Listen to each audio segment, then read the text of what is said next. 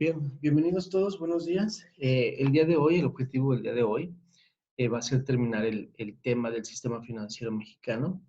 La semana pasada ya estuvimos revisando la primera sección, cómo se conforma el sistema financiero mexicano, cuáles son los principales pilares, quién es el principal regulador del sistema financiero mexicano. Y el día de hoy vamos a continuar con los mercados, ¿no? Con los mercados que conforman el sistema financiero.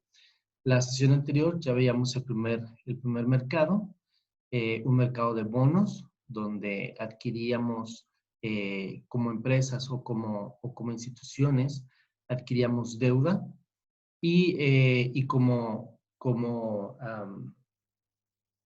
receptores de los bonos, nosotros podríamos reclamar en su momento el capital más a lo mejor algunos intereses, ¿no? Un premio, unos bonos después del capital. Bien.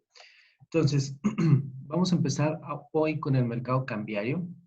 Y el mercado cambiario es el tipo de cambio es el precio de una unidad monetaria extranjera expresada en términos de moneda nacional, ¿no? Entonces, el mercado cambiario ya nos habla de un tipo de cambio, de una moneda extranjera, de un Forex, ¿no? Seguramente que hemos escuchado hablar del mercado Forex y últimamente ha estado como muy de moda esto de invertir en Forex, ¿no? Bueno, el mercado Forex es prácticamente un mercado cambiario donde nosotros vamos a intercambiar divisas, vamos a intercambiar, en nuestro caso, pesos mexicanos por a lo mejor dólares, a lo mejor yenes, posiblemente euros, no lo sé, ¿no?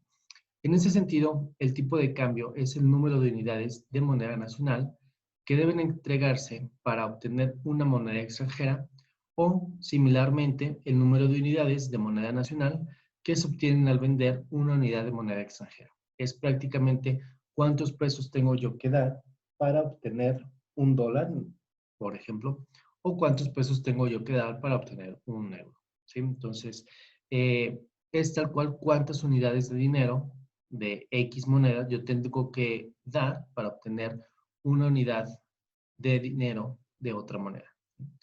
O viceversa, ¿no? ¿Cuántas monedas me van a dar, o perdón, o cuántas unidades de dinero me van a dar a la hora de que yo venda una unidad de moneda extranjera, ¿no? Eso es prácticamente. Los principales participantes del mercado cambiario son las instituciones financieras como bancos comerciales, casas de cambio y las bolsas organizadas de un comercio o valores. Un banco central también puede participar como comprador y vendedor de divisas a mayoreo. Y ya lo veíamos un poquito acerca del banco central, ¿no? Recuerden la clase anterior donde decíamos que si nosotros imprimíamos mucho dinero, lo que podría pasar es una devaluación, ¿no? Y decíamos que cada uno de los billetes que nosotros tenemos circulando está soportado con algún valor mucho más fuerte, ¿no? En algunas ocasiones está soportado con el dólar, pero en algunas otras está soportado con una moneda más fuerte. En el caso de México, por ejemplo, nuestras reservas o lo que nos soporta el peso, en muchas ocasiones son las reservas que tenemos en moneda extranjera, específicamente en dólares, ¿no? Entonces es por ello que el Banco Central o el Banco de México adquiere también billetes y monedas extranjeras o le entra al mercado cambiario porque necesita obtener más reservas para poder soportar pues la moneda que está imprimiendo, en este caso el peso. Por ello entonces se convierte también en comprador y vendedor de divisas. Si el Banco de México eh, pues en sus reservas está un poco corto y necesita tener más reservas para poder soportar el peso, entonces comprará en el mercado cambiario, comprará divisas extranjeras que puedan soportar el valor del peso. En su caso, en el caso de que quiera liberar un poco de reservas o digamos bajar el precio del dólar, todo está a fuerte demanda, entonces soltará divisas, soltará dólares al mercado y entonces los venderá. Entonces entra mucho en el juego de mercado cambiario el Banco de México con la oferta y la demanda, ¿no? de divisas. Los mercados cambiarios facilitan el comercio internacional ya que permiten la transferencia del poder de compra de una moneda a otra. Así, los agentes de un país pueden realizar ventas, compras y otro tipo de negocio con los agentes de otras naciones. Exportadores, importadores, turistas nacionales en el exterior, turistas extranjeros en México, inversionistas y trabajadores mexicanos en el extranjero, entre otros, recurren al mercado cambiario, ¿no? Generalmente todos hemos recurrido al mercado cambiario, especialmente cuando vamos de vacaciones a fuera de las fronteras, ¿no? Eh, si nosotros vamos de vacaciones, no sé, a Disney o a Los Ángeles o a cualquier parte de Estados Unidos, generalmente vamos a una casa de cambio y cambiamos pues nuestros pesos por dólares, ¿no? Y ahí entramos nosotros ya también en el mercado cambiario.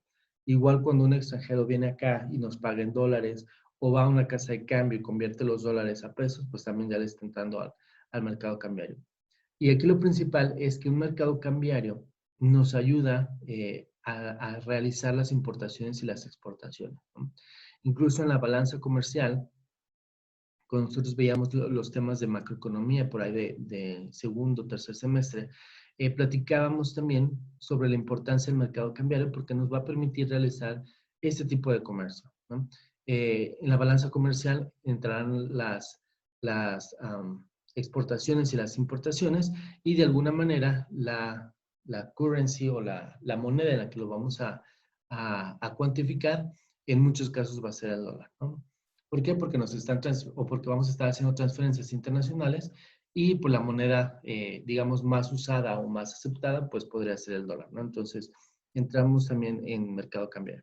Entonces, si vemos el mercado cambiario, es un mercado que nos da mucho pie a hacer tanto transacciones internacionales como transacciones pequeñas, incluso dentro del país, en monedas extranjeras. Bien. El mercado cambiario mexicano forma parte del mercado internacional de divisas. La mayor parte de sus operaciones se realizan en el mercado peso-dólar, ya que la actividad en los mercados con otras divisas es muy baja, ¿sí? Por ejemplo, la actividad entre el peso y el yen seguramente no es tan alta como el peso y el dólar, o la actividad entre el peso, incluso euro, no es tan alta como el peso dólar, ¿no? Ya lo veíamos que la moneda más usada para hacer comercio internacional, pues sería el dólar, y entonces es aquí donde decimos que la mayor parte de las operaciones, pues las vamos a hacer peso-dólar, ¿no? Ese mercado está descentralizado. Se pueden realizar operaciones con el peso mexicano en cualquier mercado del mundo donde se ofrezca el cambio. O sea, donde nos acepten el peso mexicano, nosotros podríamos hacer cualquier tipo de transacciones, ¿no? O incluso hacerlo desde casa con una plataforma, como ya veíamos, Forex, donde nosotros podríamos comprar y vender pesos según sea el caso, ¿no? A lo mejor nos conviene comprar rupias, ajá, podríamos comprar rupias y venderles pesos, ¿no? O a lo mejor, no sé, yenes, etcétera, ¿no? El mercado cambiario mexicano opera las 24 horas del día, incluso todos los mercados cambiarios, ¿no? No solamente el mexicano. El mercado Forex o el mercado cambiario opera las 24 horas del día. ¿Por qué? Porque todo el tiempo podríamos estar haciendo este tipo de transacciones, ¿no? Es un mercado que no cierra, no es un mercado como el accionario, ¿no? Donde la bolsa mexicana abre a determinada hora y cierra a determinada hora, o donde la bolsa japonesa abre a determinada hora y cierra a determinada hora, y se van traslapando los horarios, ¿no? En este caso podemos hacer transacciones en cualquier momento en las 24 horas del día, ¿no? Todas las operaciones al mayoreo se realizan de manera electrónica, ¿sí? Eh, no es posible que un banco que quiera adquirir dólares, pues vaya a una casa de cambio, ¿no? Entonces, todas las operaciones ya de mayoreo, pues se hacen de manera electrónica, ¿no? Ya las operaciones de menudeo, si nosotros queremos ir a Los Ángeles, pues, y necesitamos solamente unos cuantos dólares, pues sí lo haríamos ya en ventanilla, ya sea en un banco o en una casa de cambio. Los bancos comerciales y las casas de cambio son los intermediarios más importantes en el mercado cambiario en México. Son los que nos van a proveer de los dólares y son los que les vamos a vender nuestros pesos, ¿no? O los dólares para convertirlos a pesos. Las casas de cambio también operan en el mercado interbancario junto con las centrales de cambio de los bancos comerciales y pueden comprar y vender dólares por cuenta propia o en nombre de grandes empresas e inversionistas. Asimismo, pueden realizar operaciones al menudeo como transferencias y pago de remesas, ¿no? Por ejemplo, cuando tendríamos el caso de una persona que está trabajando en Estados Unidos y manda un giro postal, ¿no? O manda una remesa, ya sea de manera electrónica o de manera como cheque, pues las casas de cambio y las operadoras pudieran transferir ese dinero o pudieran hacer válido ese documento y pagar las remesas, ¿no? Ya sea que la remesa se cobre en moneda local o se cobre en dólares. Bien, derivados financieros del tipo de cambio. Existen dos principales derivados del tipo de cambio, ¿no? Y uno va a ser el forward y otro va a ser el futuro. Más a detalle, seguramente que en el tercer parcial entraremos en detalle sobre los forwards y los futuros. De momento solamente lo vamos a ver como parte del sistema financiero mexicano, como parte del mercado cambiario. Un forward de tipo de cambio es un contrato en el que se pacta la compra o la venta de una moneda. Por ejemplo, pueden ser dólares, ¿no? Y eso se va a hacer a un plazo futuro, obviamente mayor a 48 horas y a un tipo de cambio fijo. Es decir, se compra o se vende una cantidad de divisas hoy, pero las mismas se recibirán o entregarán en una fecha futura y al tipo de cambio pactado para dicha fecha. Ok. En otras palabras, o en español, ¿no? Un forward. ¿Qué significa forward en español? Cuando nosotros traducimos la palabra forward, ¿qué significa?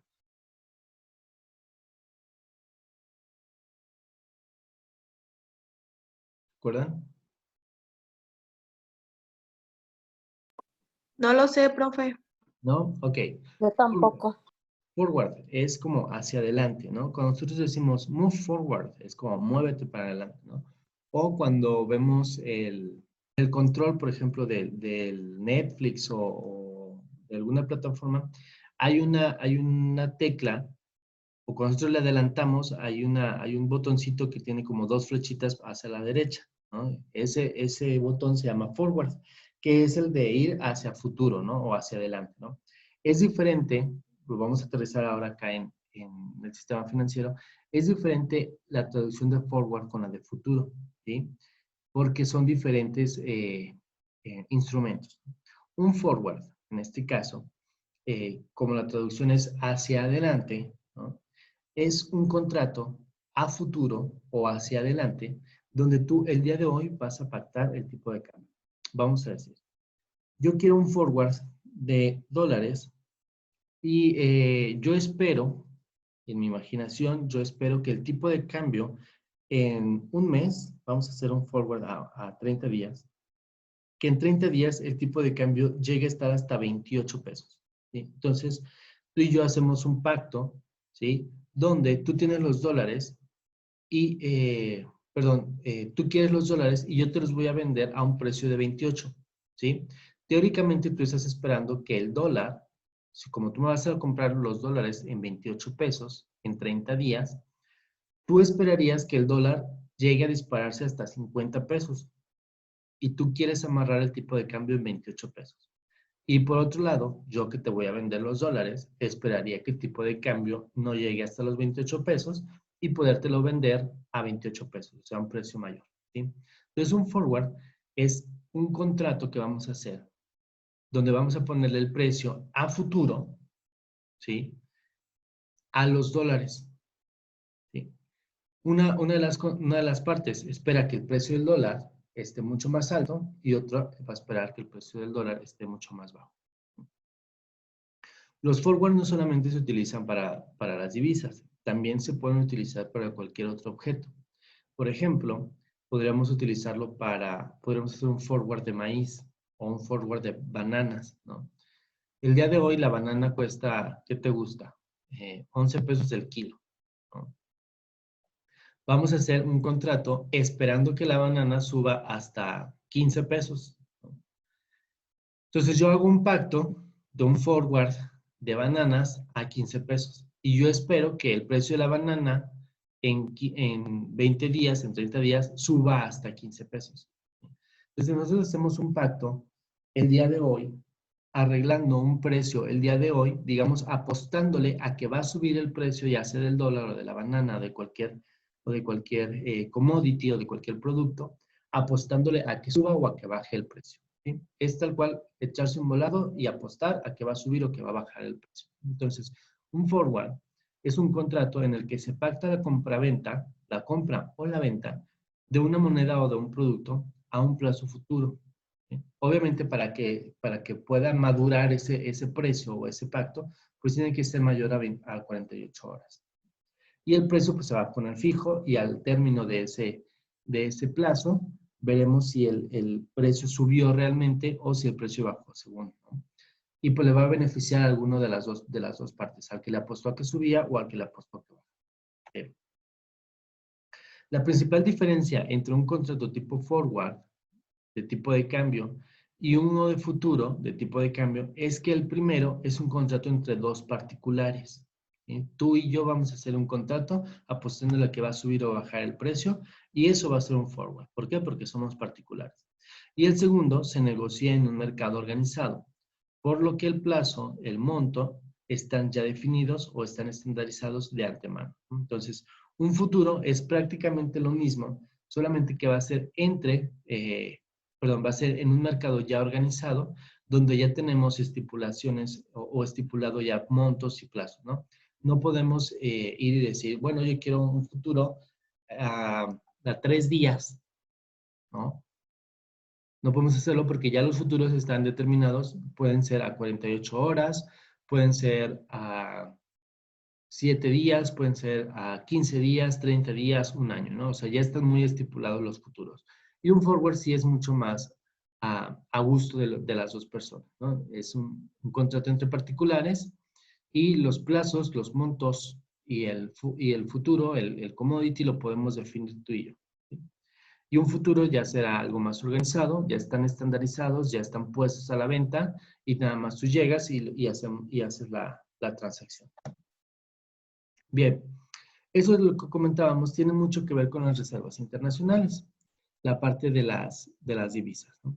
Las reservas internacionales, hay que poner atención acá, son activos financieros que el Banco Central invierte en el exterior y que pueden ser fácilmente convertidos en medios de pago. Su característica principal es la liquidez, es decir, la capacidad de los activos que la integran para saldar rápidamente las obligaciones de pago fuera de nuestro país. Entonces, eh, las reservas internacionales son prácticamente todas las divisas que el Banco de México adquiere y que le van a servir para, digamos, pagar los pagarés, que son los billetes, ¿no? Estas reservas internacionales tienen la peculiaridad o la característica que deben ser activos líquidos. O sea, el Banco de México debe tener en su bodega un cerro de billetes y monedas extranjeras para en cualquier momento pueda hacer frente a sus obligaciones, pueda pagarlos, ¿no? Si no lo tiene de forma líquida, entonces no se le puede considerar una reserva internacional. Las reservas internacionales entonces nos sirven para soportar la moneda mexicana o soportar los pagarés o billetes que está emitiendo el Banco de México, que son todas las obligaciones que debe tener. Por ello, entonces, sus reservas internacionales deben ser bastante líquidas, ¿sí? Eh, y nos van a servir también para soportar el valor de la moneda nacional contra una moneda extranjera. En general, solo los activos que son propiedad del Banco Central pueden considerarse como reserva internacional.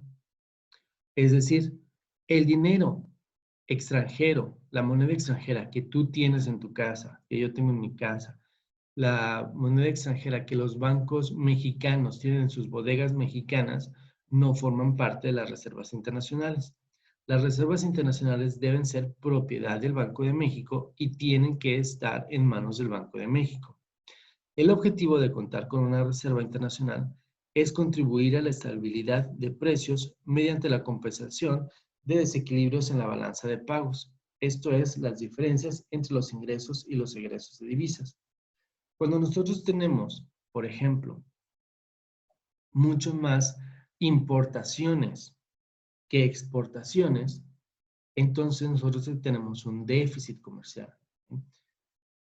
Aterrizado este mismo ejemplo. Si tú compras más de lo que vendes, entonces tú debes más de lo que te van a pagar, ¿no? Si tú montas un changarro, un negocio, y tú a tus proveedores les compras más de lo que tú estás vendiendo, entonces tú tienes un déficit, ¿sí? No te está entrando suficiente dinero o no te va a entrar suficiente dinero para pagar las deudas que estás adquiriendo con tus proveedores. Lo mismo sucede en el marco internacional.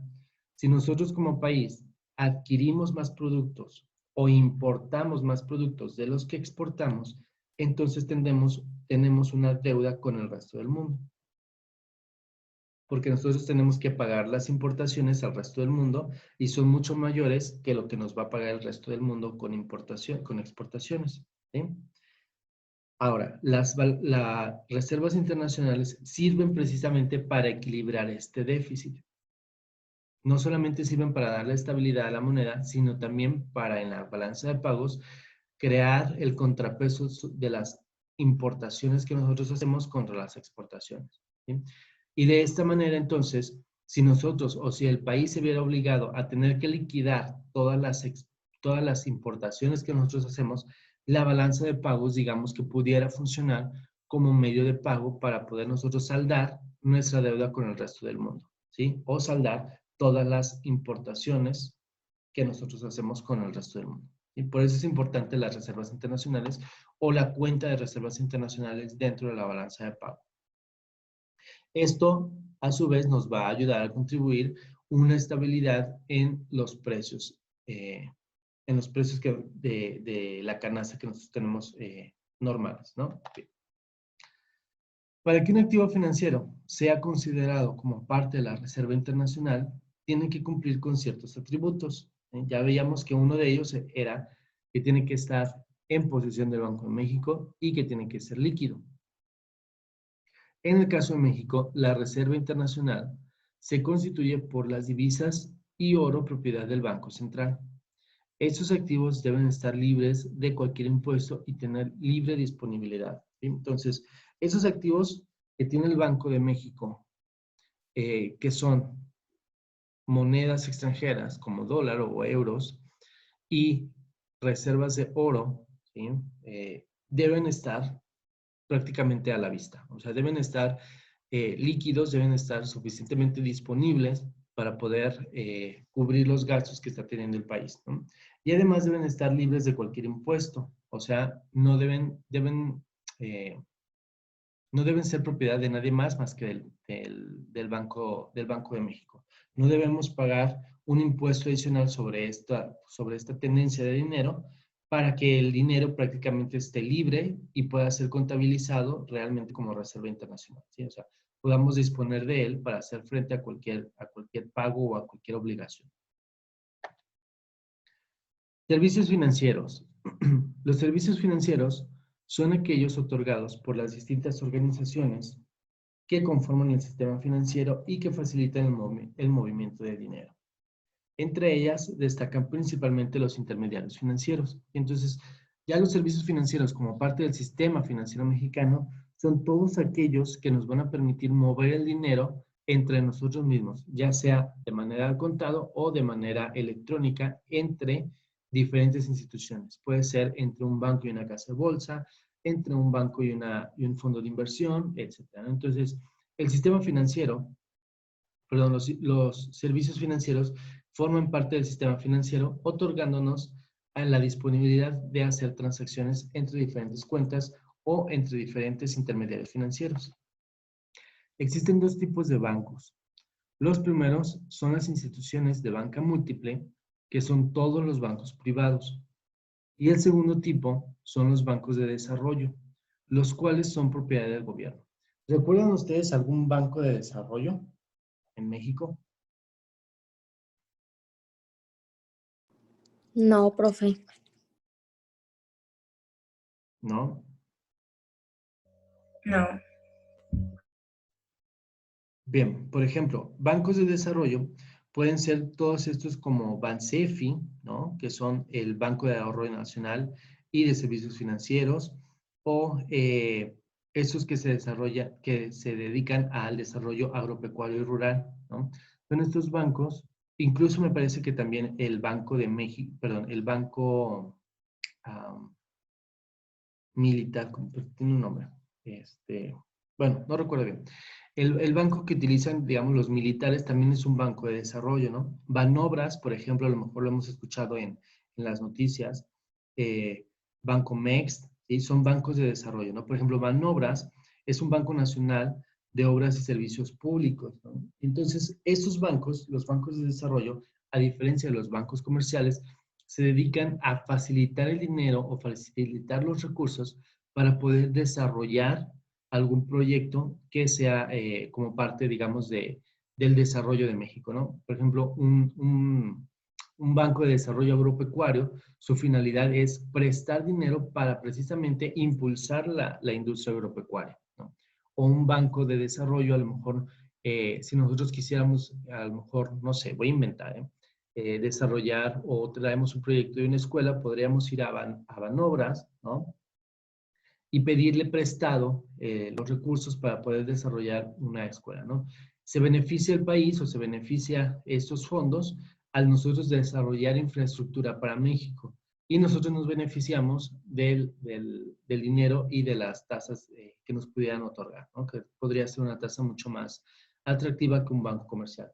Por el contrario, el banco comercial, que es cualquier banco que nosotros conocemos, como Banamex, Citi, Santander, el que tú quieras, esos bancos, su principal función, bueno, pues es prestar dinero, ¿sí? Pero no tienen una finalidad específica como de desarrollo agropecuario, como desarrollo de infraestructura, no. Simplemente prestan dinero para desarrollar tu propia idea, tu proyecto personal. Entonces, esas son las diferencias entre los dos tipos de bancos, los bancos privados y los bancos de desarrollo. Esos intermediarios están regulados por la Ley de Instituciones de Crédito y a su vez cada uno de los bancos de desarrollo está regulado por su propia ley orgánica, ¿sí? Entonces, los bancos todos están regulados por la Ley de Instituciones de Crédito y específicamente, además, los bancos de desarrollo tienen su propia ley. ¿Por qué? Porque deben estar bien establecidos que son específicamente para el desarrollo agropecuario, específicamente para el desarrollo de obras o específicamente para algún fondo militar, ¿no? Entonces, tendrán que regularse por estas dos, por la ley de instituciones de crédito y por alguna ley orgánica para los bancos de desarrollo. Otro tipo de intermediario financiero son las casas de bolsa, las cuales se dedican a servicios, a dar servicios para poner en contacto la oferta y la demanda de valores emitidos o garantizados por terceros, ¿no? Entonces, las casas de bolsa son las que nos van a ayudar a poner en circulación las acciones de empresas o títulos de deuda. Nosotros vamos a ir a una casa de bolsa cuando nosotros querramos invertir, digamos como particulares, como mortales que somos, si nosotros quisiéramos invertir a lo mejor en grupo FEMSA, ¿no? Obviamente sabemos que no tenemos $1,000,000 ahí para comprarnos un par de acciones, ¿no? Pero sí tenemos, digamos, pues unos 10,000, 20,000, 50,000 pesos para invertirlos en un fondo de inversión que esté ligado a las acciones de FEMSA, ¿no? Por ejemplo. Entonces iríamos a una casa de bolsa, ¿sí? Para nosotros poder, entre comillas, adquirir un pedacito de una acción de FEMSA. Entonces, las casas de bolsa nos ayudan a tener nosotros o a poder accesar a los valores emitidos por terceros, que son empresas o los títulos de deuda. Esas operaciones consisten en la colocación de valores mediante ofertas públicas, así como en la compra y la venta y el préstamo de valores en mercado de valores. Los intermediarios están regulados por la Ley de Mercado de Valores. Y aquí, a diferencia de los bancos comerciales que estaban regulados por las leyes de instituciones de crédito, las casas de bolsa y los demás intermediarios financieros están regulados por la Ley de Mercado de Valores. ¿Sí?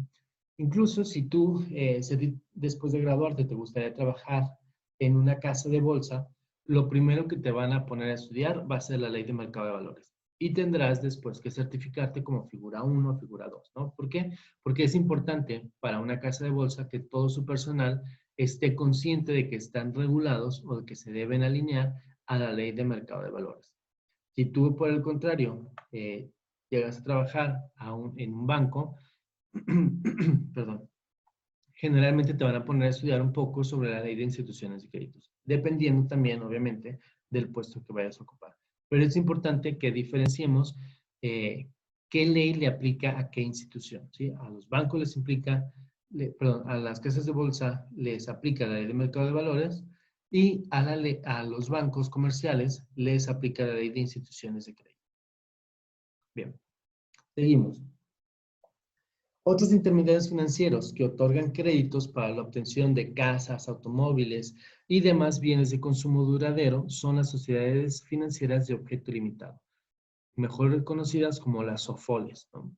Si han escuchado, por ejemplo, ay, se me fue el nombre de esta institución. A ver, déjame acuerdo. Bueno, no lo recuerdo, pero son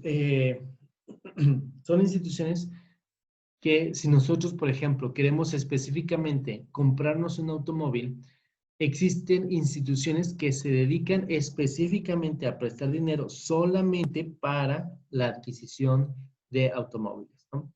Por ejemplo, si nosotros nos acercamos a alguna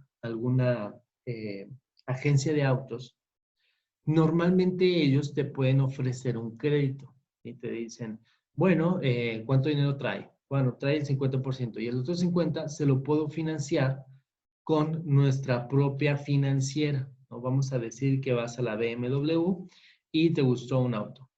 Tú traes en la bolsa para pagar la mitad de contado y la otra mitad te la ofrecen en financiamiento. No es precisamente la agencia que te va a prestar el dinero, sino va a ser una institución financiera, ¿sí? Una SOFOL. En este caso sería los servicios financieros de BMW, ¿no? Y así existen diferentes instituciones o diferentes SOFOLes que van dirigidas a bienes de consumo duradero, como son casas, automóviles y algún otro bien duradero, ¿no? Existen instituciones que se dedican solamente al préstamo de créditos para obtener un bien inmueble, ¿no? A lo mejor Metrofinanciera, ¿no? Voy a inventar el nombre, Metrofinanciera, que se dedica solamente a hacer préstamos para que puedas adquirir una casa, ¿no? O un departamento, etc. Entonces, esas instituciones les vamos a llamar SOFOLES.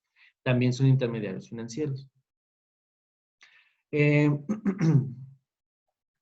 Las primeras son intermediarios financieros que pueden otorgar financiamiento para una sola actividad o sector determinado. Por ejemplo, pueden otorgar créditos únicamente para la adquisición de bienes inmuebles como casas o bien solamente para adquirir automóviles, que es lo que ya les platico, ¿no? Existen tipos de SOFOLES dependiendo el tipo de bien que vayas a adquirir.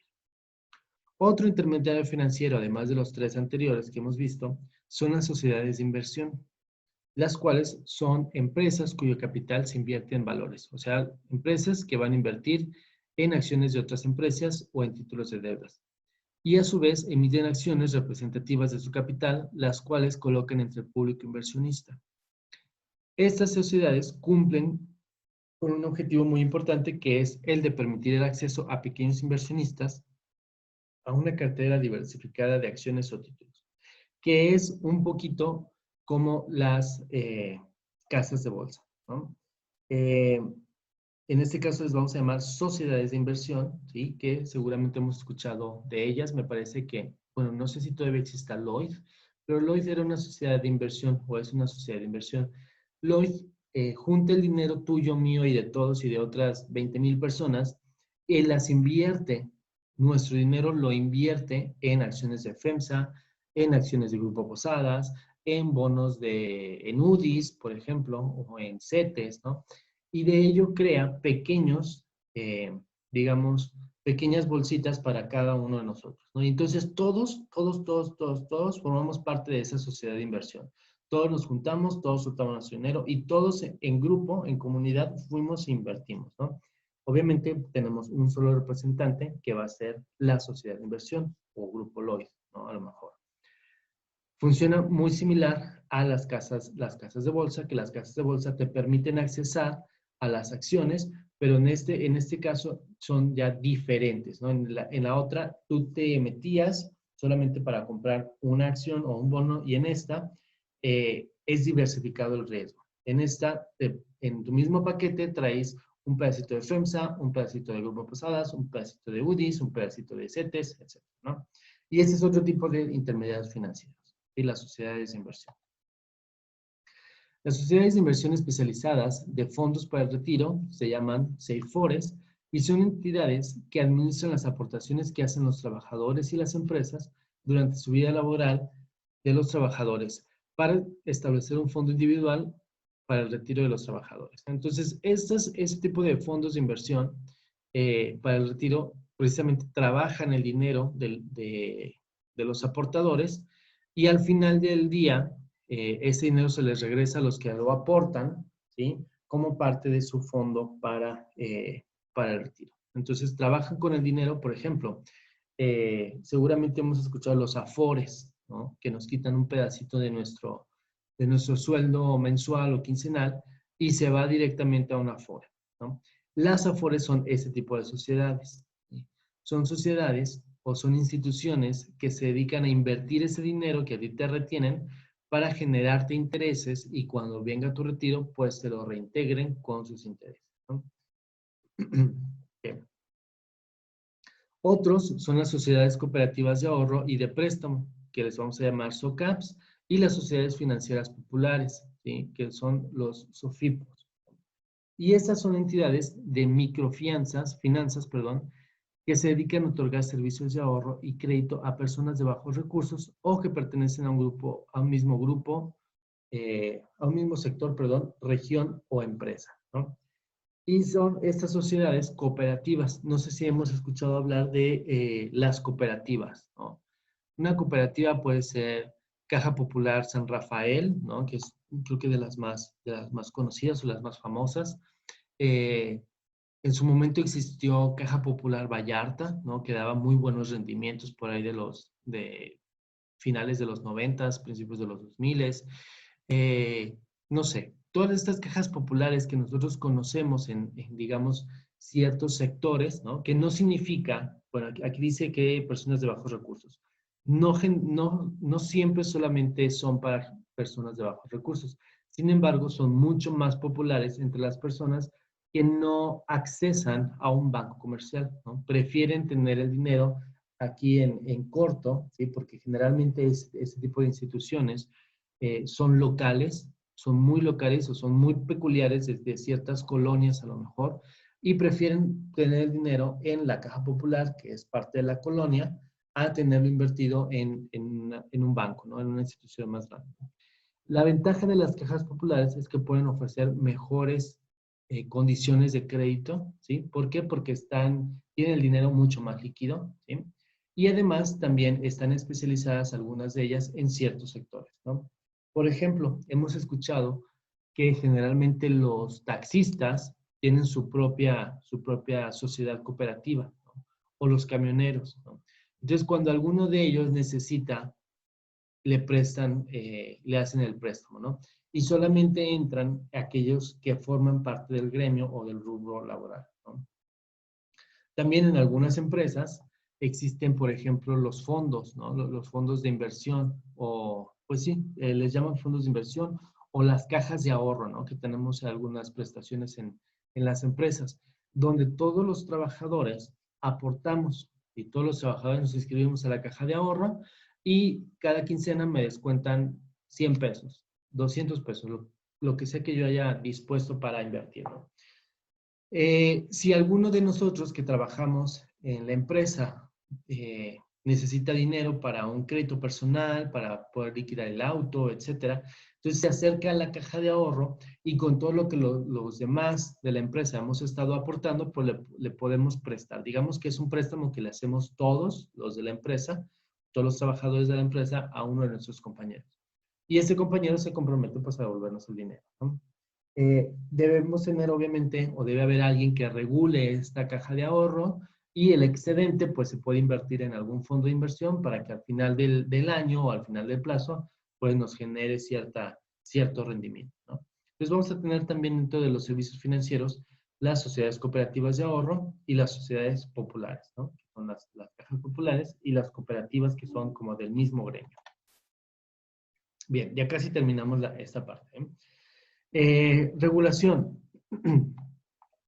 Las autoridades del sistema financiero mexicano son la Secretaría de Hacienda y crédito público, ¿no? Que esa la tenemos como bien definida, ¿no? La Secretaría de Hacienda y Crédito Público es nuestra máxima prácticamente autoridad, ¿no? Como parte reguladora.